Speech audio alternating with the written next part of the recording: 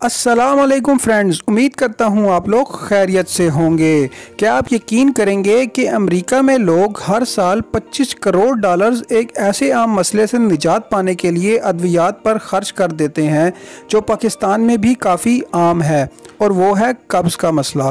पाकिस्तान में इस हवाले से कोई बाज़ाब्ता एदाद शुमार तो मौजूद नहीं, मगर लातादाद अफराद कब्ज़ जैसी तकलीफ़ दे और झंझुला देने वाले आर्जे का शिकार होते हैं।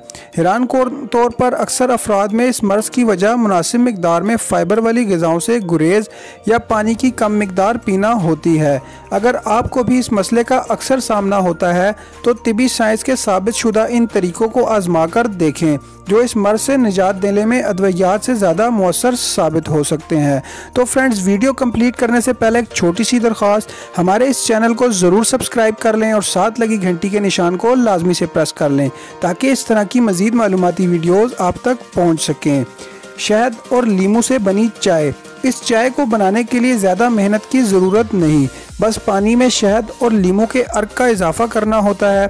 शहद हल्के जुलाब जैसी खुसूसियात रखता है, जबकि लीमू निज़ाम हाजमा को कुदरती तौर पर मुतहरिक करने का काम करता है, जबकि जिस्म से जहरीले मवाद के अखराज में मदद देता है। इसी तरह बहुत ज़्यादा पानी पीना आदत बना लें। मर्दों को रोज़ाना कम से कम 3.7 लीटर यानी 3.5 लीटर, जबकि ख़वातीन को 2.7 लीटर यानी 2.5 लीटर पानी पीना चाहिए। इसकी वजह यह है कि कब्ज़ में सख्त और खुश्क फजला इसकी सबसे आम वजूहात में से एक है, मगर मुनासिब मिकदार में पानी पीना जिस्म को हाइड्रेट रखकर स्टूल के अखराज को आसान बना देता है।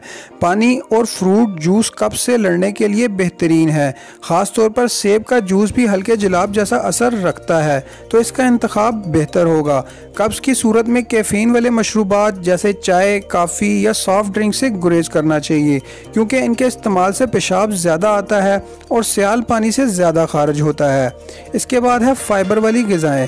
फ़ाइबर से भरपूर ग़िज़ाएँ भी कुदरती जुलाब जैसा असर रखती हैं।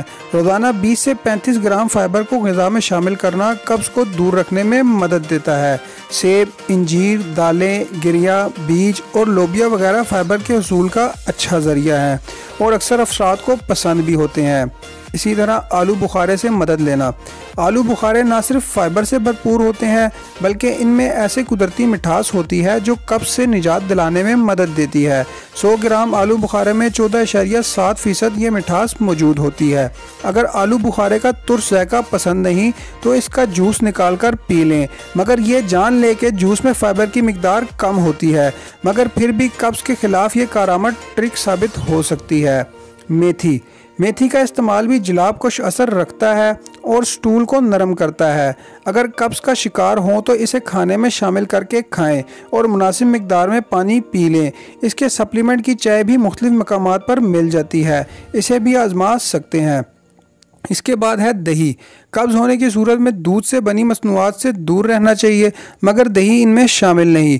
दही में प्रोबायोटिक्स मौजूद होते हैं जो निज़ाम हाजमा से फजले के अखराज में मदद देते हैं और तकलीफ़ भी कम करते हैं।